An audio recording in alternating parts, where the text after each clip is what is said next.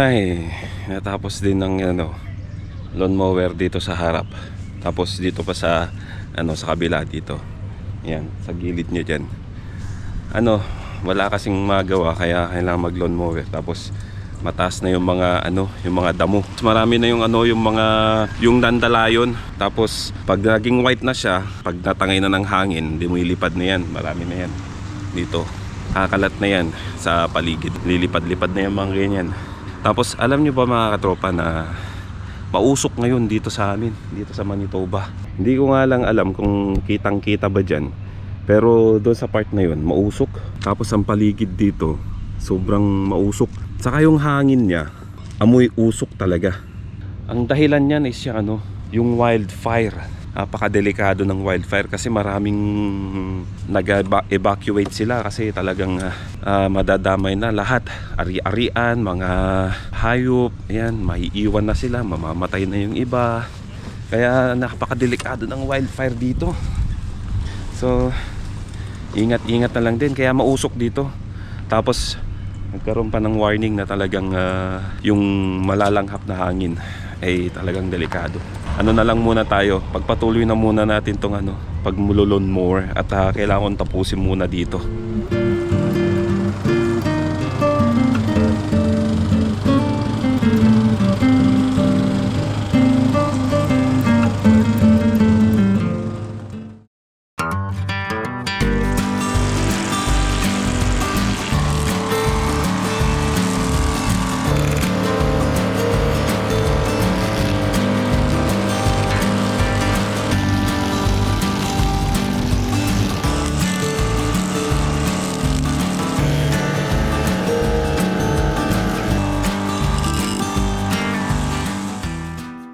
Ito yung seed, yung dandalayon pag namuti. So ito, pag dumapo to, lalo na pag malakas ang hangin dito, dumapo to sa mga backyard, front yard ng kapitbahay. Tapos sa susunod na naman, season na naman na ganito, ayun, dadami na naman sila. Kaya napakaraming ganito dandalayon. Pag mahangin dito, grabe, punong-puno ng parang feather ng dandalayon. So yun, tapos na akong mag lawnmower at saka yung so ang gagawin ko naman ngayon ay wawalisan ko tong harapan. Tapos susunod ko naman dito sa loob ng bahay. Nga pala, hindi ko bahay ito, pero gumagawa ako ng kailangan kong gawin, mga dapat kong gawin. Hindi naman sa responsibilidad, pero kusang loob ko lang ginagawa to kasi wala rin naman akong ginagawa so gagawin ko na lang. Saka kung tatanungin niyo, nandito yung may bahay, wala po sila, lumabas po sila. At matagal ko na rin pong ginagawa to, every year ginagawa ko po to.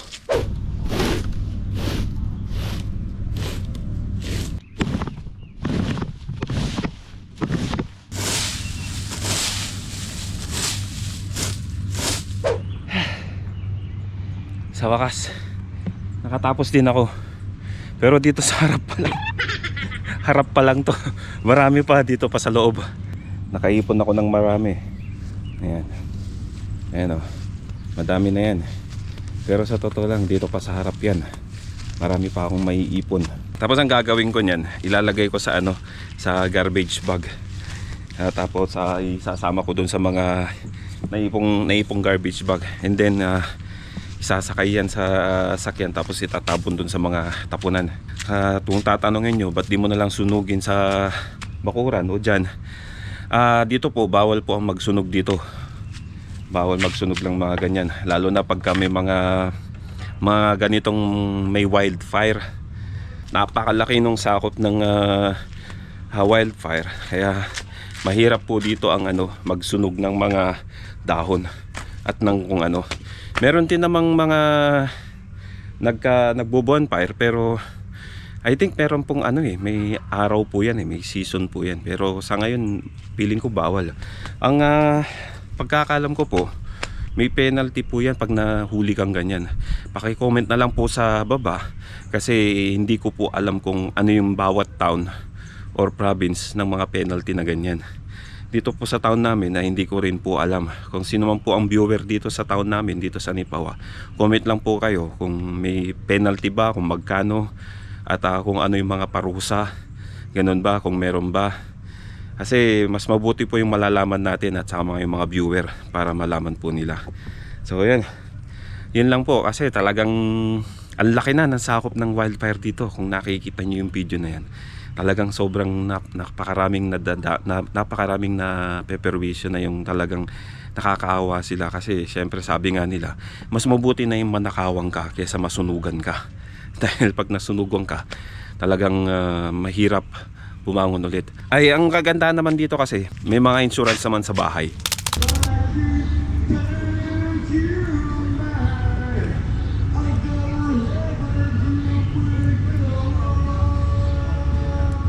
Merienda tayo mga katropa. Medyo napagod din ako, dami ko pang ginagawa. Tapos may naririnig ako sa kapitbahay, nagbibideo okay, mga Pinoy. Dito kasi mga katropa, okay lang yung mag-video okay basta araw. Pero pag gumabot yan ng gabi, I think mga alas 8 or alas 9 ganun. Pag may nagreklamong puti na kapitbahay o kaya naingayan, may pupuntang pulis dyan. Dito sa kapitbahay namin noon, kwento sa amin, nagkantaan lang sila gitara tapos malakas yung boses ng kantahan nila sa basement, narinig sa labas. Nandan na yung pulis, nahuli na sila. Hindi naman sila nahuli, ano lang, nasita lang siguro. Ganon, yung mga bagay na yan. So dito kasi talaga, hindi sanay yung mga puti dito na maingay yung kapitbahay. Ganon. Kaya alam naman natin sa Pilipinas, yung mga video okay, mga ganyan. So kasiyahan sa atin hanggang alas 10 ata sa atin. Pero may mga iba talaga, pag natamaan na talaga ng alak, ayaw na magpatigil, sasabihin, ngayon lang to. Sige, pagbigyan na. Tapos ang mangyayari, pag pinigilan mo sila, mag-aaway pa sila, tataas pa yung yung presyo nila, yung temper, mag-iinit na ulo nila, ganun. Ang labas niyan, away na. Mas mabuti kasi yung yung talagang marunong kang disiplinahin yung sarili mo kahit nakainom ka na eh. Yung wag mong sobrang sagarin yung alak. At least alam mo pa yung ginagawa mo. At saka hindi kasi nila iniintindi yung mga na peperwisyo. Pag nakainom na naalak tapos magbibideo okay, yung mga kasiyahan na kumbaga, nagkakasiyahan pero dapat naman may limit at dapat naman sana may mga maintindihan mo yung mga ibang tao, hindi lang yung sarili mo. Pero dito okay lang. Ang oras pa naman dito is 4:30, so okay pa lang, nagkakasiyahan pa. Pero feeling ko may tama na yung iba kasi medyo mataas na yung mga boses ng iba kanina. So ayun mga tropa, merienda lang at grabe, dami pang ginagawa. Hindi ko pa natapos, dito pa lang sa tapos bukas sa likod na kasi pagod na ako. At saka gugutom na ako eh. So pasensya na sa itsura ko kasi talagang madungis na ako. Yagit na yagit. Kung titingnan nyo pa ako, ay grabe, napakadumi. Pinakita ko pa talaga.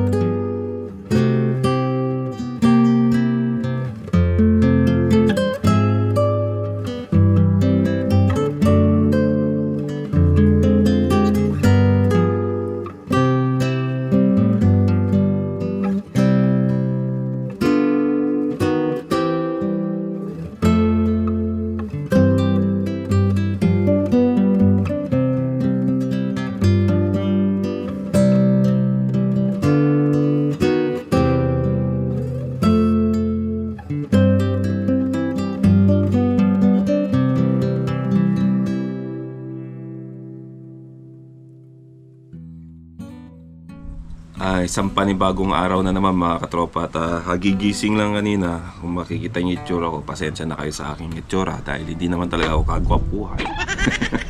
Sa wala rin akong pakialam kung ano maging itsura ko sa video sa ano.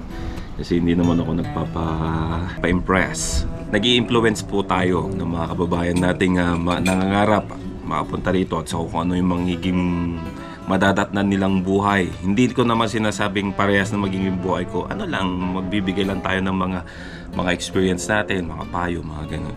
Kahapon, hindi ko natapos lahat dahil sobrang pagod na ako. At saka nanginginig na ako sa gutom. So mamaya, pagpapatuloy ko yung paglilinis.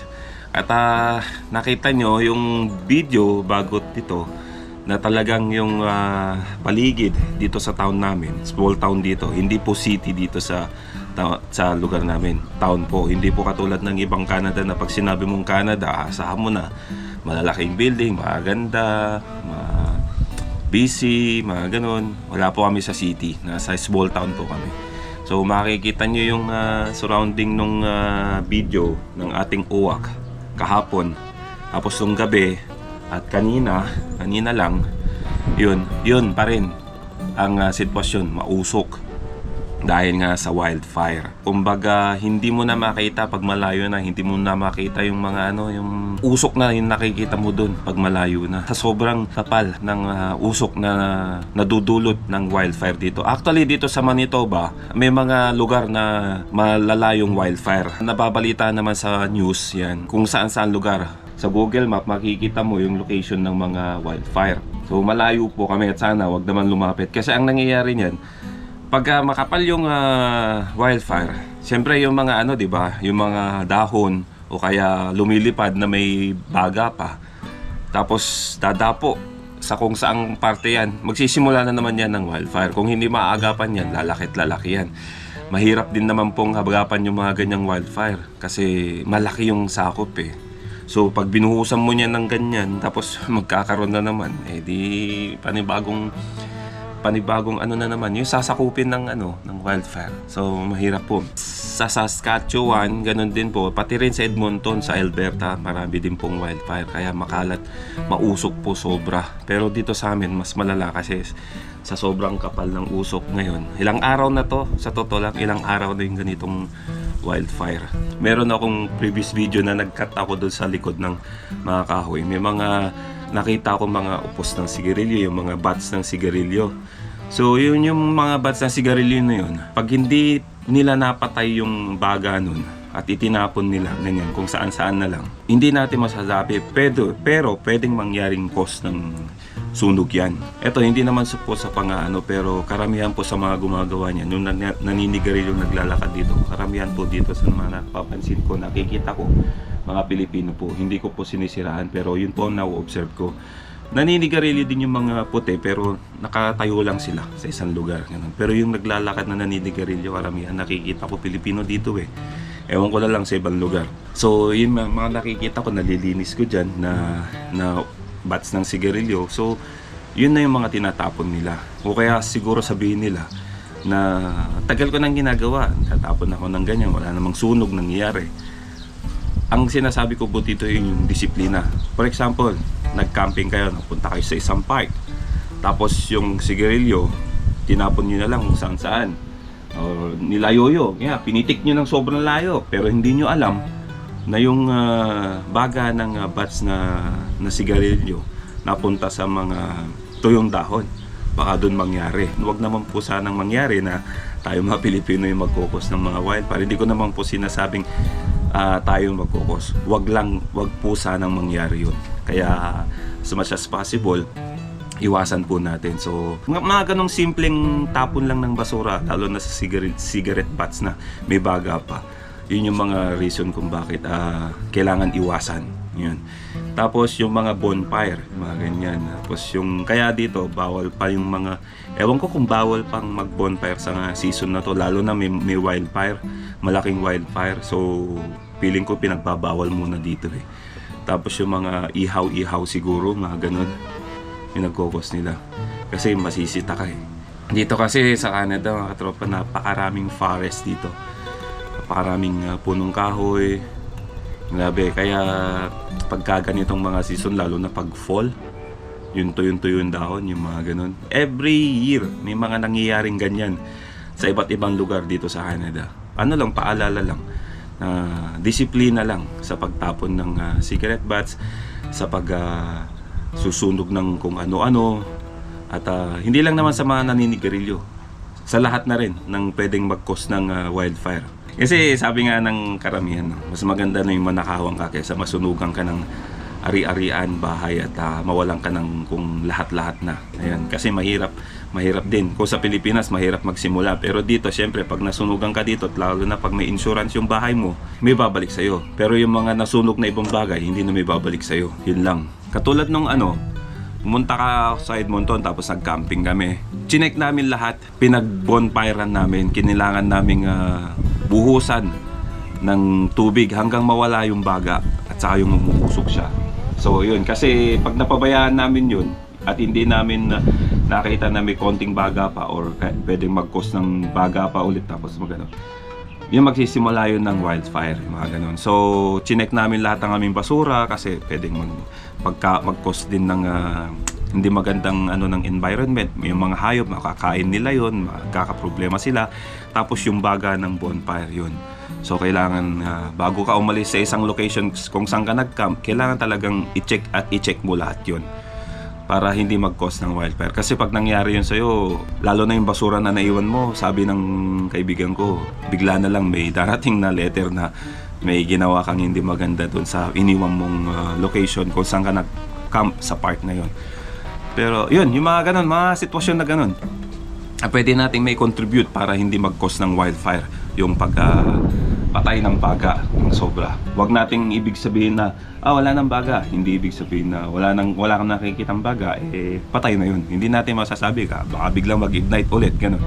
Lalo na katulad ngayon, mahangin. Paano kung yung mga baga ng lalo doon sa wildfire, di ba? Mahangin siya, tapos lumilipad yung mga dahon o kaya kung ano man yung lumilipad, di ba pagka yung baga hinihipan mo, mas lalong umaapoy, di ba?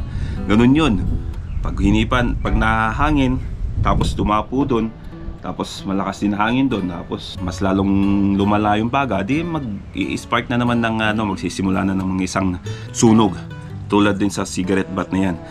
Pag tinapo mo yan, tapos nahipan, mas bumaga yun, tapos may dumapo na bagay na dry, dahon, kahoy, yun, magsisimula na yan. Isipin nyo na lang yung mga ganong sitwasyon. Malalaki naman na siguro tayo para disiplinahin mga sarili natin. So yun lang mga katropa, no?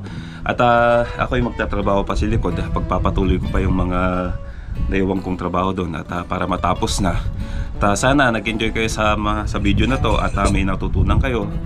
Ano lang to, payong kaibigan lang to. Hindi ako naninitaw or wala akong karapatang manita. Nagpapayo lang.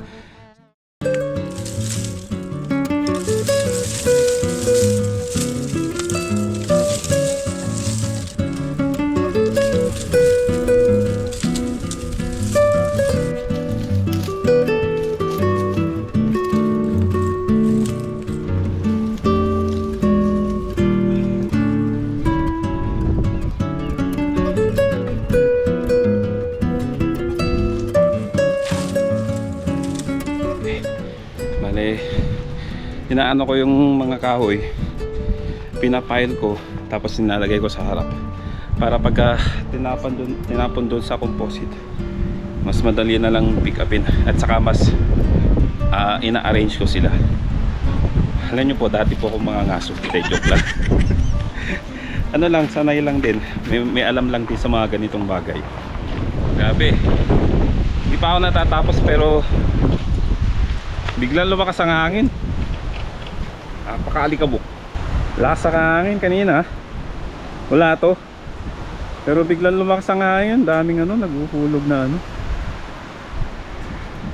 tapos ang tagal pa. Apuwing, parang may dumaan na malakas na hangin na ewan ko, umiikot na okay lang, pero kailangan tapusin. Ito na lang, marami pa yung nandito, tapos na. Tapos lalagay ko lahat to sa harap para mas madali kong ilagay sa sasakyan tapos itapon.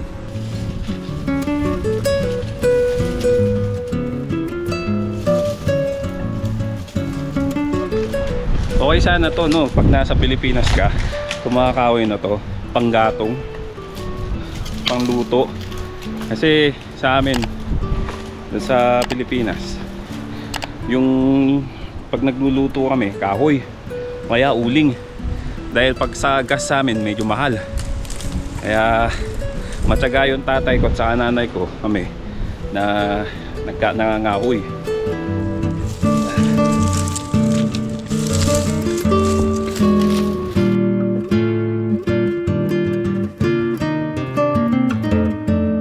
Parang kang ano, may duman na ipo-ipo.